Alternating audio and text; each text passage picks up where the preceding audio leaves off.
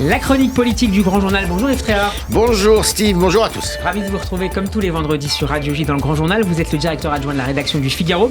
Premier thème du jour, Yves, la mobilisation contre la réforme des retraites. 2 millions de personnes dans la rue hier selon les syndicats, 1,12 million selon la police. Le ministre du Travail, Olivier Dussopt, a reconnu une mobilisation importante. Première manche remportée par l'intersyndicale, Yves ?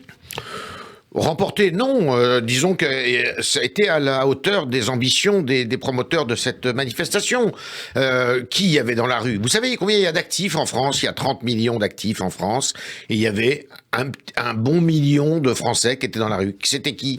Toujours les mêmes, ceux qui peuvent manifester. Les fonctionnaires, les agents des services publics et les assimilés. Plus quelques abonnés de la Révolution permanente qui sont là parce qu'ils n'ont rien à faire.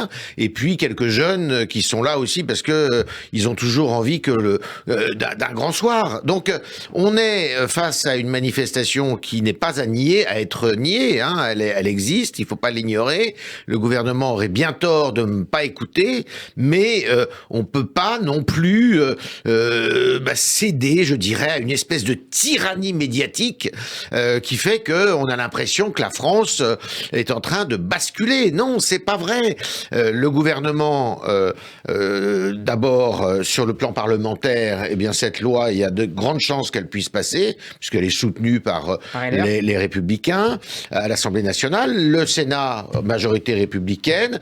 Il y a 50 jours, parce que c'est une procédure extrêmement rapide pour analyser ce texte, au terme parce que c'est une loi de financement de la sécurité sociale rectificative. Donc, à ce titre-là, on peut fixer un cadre de 50 jours. Donc, les milliers d'abonnements qui seront déposés par la gauche radicale, même s'ils sont pas étudiés, on passe à autre chose, je veux dire. Voilà.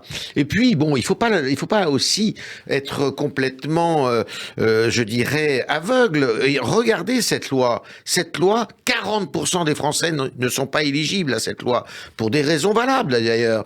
Parce qu'on tient compte de la pénibilité, parce qu'on tient compte des carrières longues, parce qu'on tient compte des carrières hachées, parce que il y a 1000 raisons pour lesquelles vous pouvez ne pas être éligible à cette loi. Donc, arrêtons de dire que c'est une loi qui va pénaliser et qui est une loi horrible, dans la mesure où, en plus, les voisins de la France, en Europe, ils travaillent jusqu'à... Vous voyez, le président de la République était en Espagne hier. Oui. En Espagne, il s'apprête à reculer l'âge de départ à la retraite légale à 67 ans. On en est loin.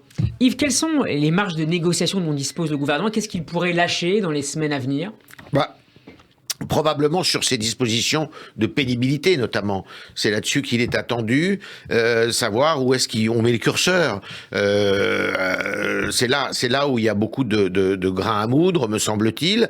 Sur les régimes spéciaux, ils vont bénéficier de la clause du grand-père, c'est-à-dire que tous ceux qui en bénéficient aujourd'hui continueront à en bénéficier, et que la réforme ne s'appliquera qu'aux nouveaux entrants, à la RATP, à la SNCF et dans d'autres services publics qui ont des régimes spéciaux. Également la mise en place d'un index senior.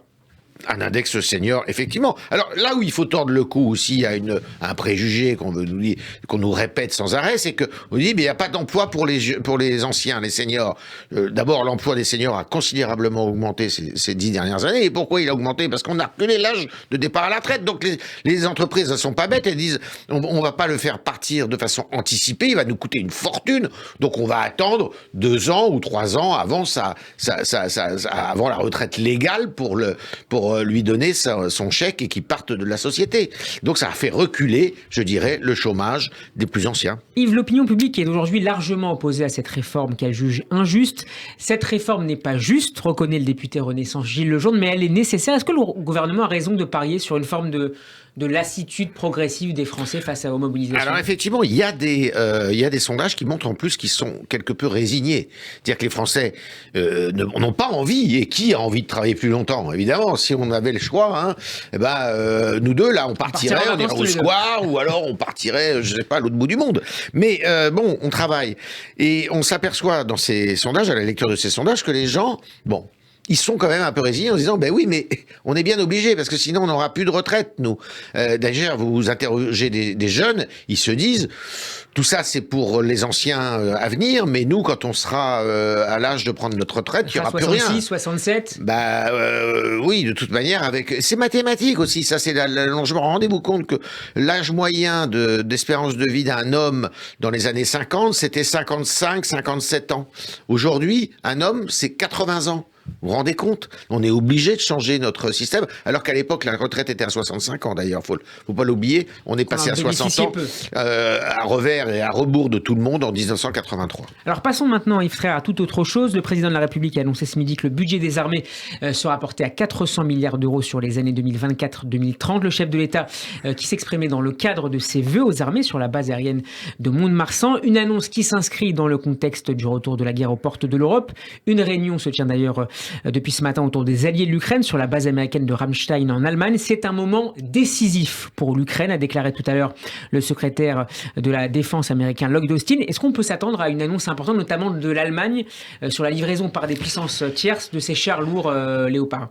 On va voir. Déjà, l'Allemagne a changé de doctrine, elle a changé d'attitude. Et c'est la guerre, pardon. Et ministre, oui, tout à fait.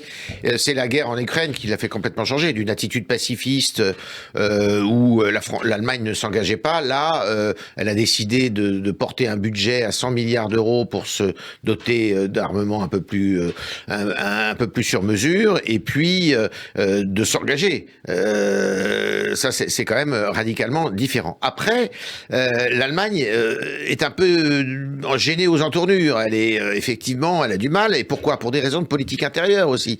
Parce que beaucoup d'élus et une partie de l'opinion publique, notamment social-démocrate en Allemagne, reste sur le schéma ancien, le schéma de l'immédiate après-guerre, quand l'Allemagne, justement, a été démilitarisée d'une certaine façon pour ce qui la concerne, puisqu'il y avait des troupes, comme vous le savez, anglaises, françaises et américaines. Mais voilà, donc les négociations d'aujourd'hui vont être très importantes. Pourquoi? Parce que ça va être une pression folle sur l'Allemagne pour que l'Allemagne accepte que des chars lourds, parce que c'est ce qui manque aujourd'hui à l'Ukraine pour enfoncer les lignes ennemies, que des chars lourds soient livrés à l'Ukraine. Et ces chars lourds, c'est l'Allemagne qui peut les délivrer avec ceux qu'elle a mis en service dans d'autres pays voisins, comme la Pologne et d'autres pays d'Europe centrale.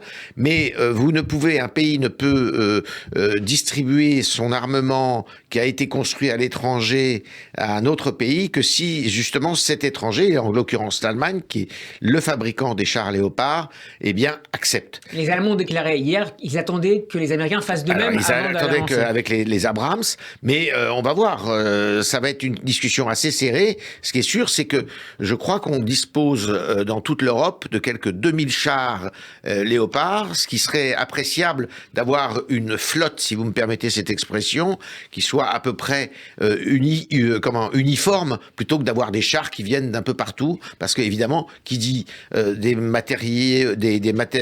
matériels de guerre aussi lourds, il faut la formation, c'est pas rien, il faut pouvoir les réparer, et ça serait bien que tout ça soit uniformisé. Merci beaucoup Yves Tréhard d'avoir été avec nous. Merci à vous. Je rappelle que vous êtes le directeur adjoint de la rédaction du Figaro et qu'on peut vous réécouter en podcast sur radioj.fr et sur notre page YouTube. À la semaine prochaine. Shabbat Shalom.